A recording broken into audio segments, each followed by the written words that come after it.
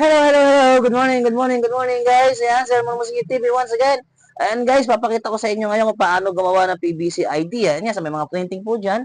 Napakasimple lang po. Ito po yung ating PVC ID. Ayan, napakatibay po niya. At glossy po ang ating PVC ID. Ayan guys, unang-una po, ating mga materials po na gagamitin. Siyempre, meron po tayong PVC sheet at ating PVC film. Ayan guys, ito yung pinagpiprintingan po sa pigment ink na printer. Hindi po pwede yung dye ink lang po. Pigment po ang kailangan natin para hindi po siya kumupas. Ayan po yung pong PVC.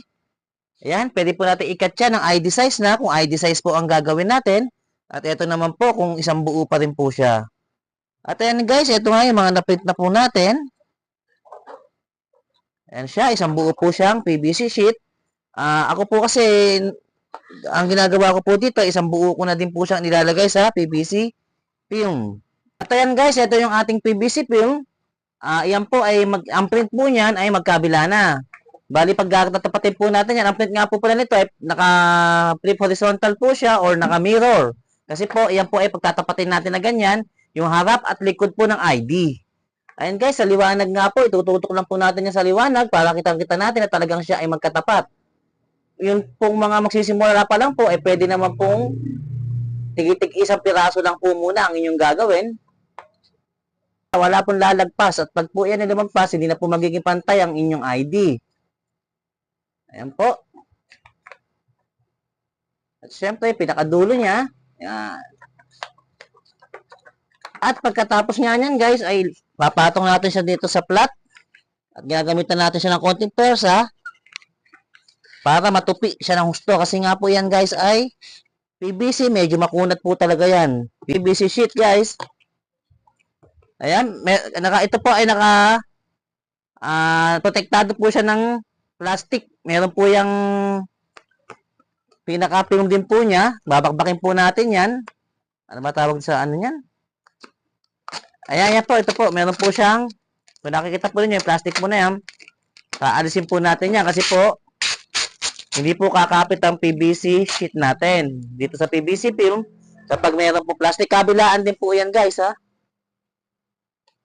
At yan nga lang po ang technique natin. Scotch tape po. Lagay lang natin yan no. Sa dulo. Saka natin babakbakin. Yan, gaya niya. Minsan po talaga medyo mahirap po. Yan. Make sure po na isang buo po na nabakbak po yan. Ganito oh, naiwan na. O, babalikan po natin yan. Yan. O, kita nyo guys, o. May naiwan na naman. Yan guys, ulit-ulit lang ang ating proseso. Hanggat may naiiwan, obligado tanggalin natin. Yan. Ito na nga guys yung sinasabi ko.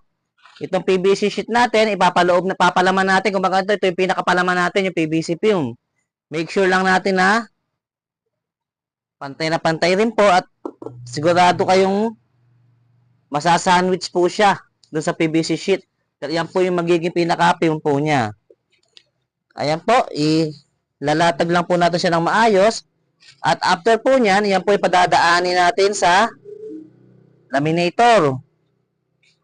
Siyempre po, sa una po, fold laminating po muna yan.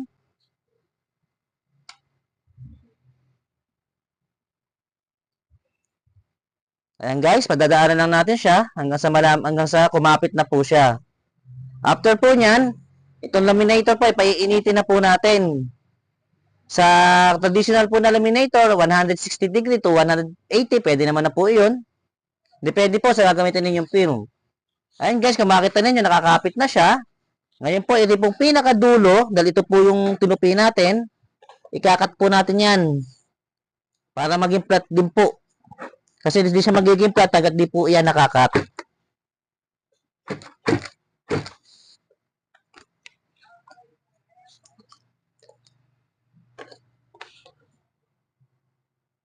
Ayan, cut lang natin. Medyo mapuro lang itong ating cutter. O, ayan guys, flat na yan. Ganyan lang po siya. Tapos paiinitan po natin dito mamaya. Pag ready na ang ating laminator, ibig sabihin mainit na siya, sasalang na po natin siya ulit. Yan. At dyan nga po, pag nga po sa hot na po ay maluluto na po ang ating film. Yan po ay automatic na po yan na talaga pong magdidikit na po yan. Masasandwich na po yung PVC dyan. Maluluto na po siya. Ayan guys, antayin lang po natin siya. Mga dalawang salang po ang ating ginagawa po dito para sigurado po tayo na kapit po yan. Yan, makikita po ninyo. Lumabas na siya. Sasalang po natin ulit yan.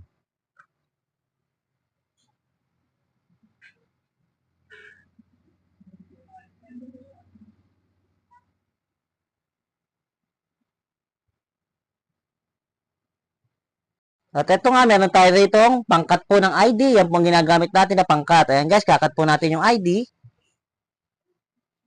Papasok lang po natin siya dito sa ibabaw. May butas po yan sa ibabaw.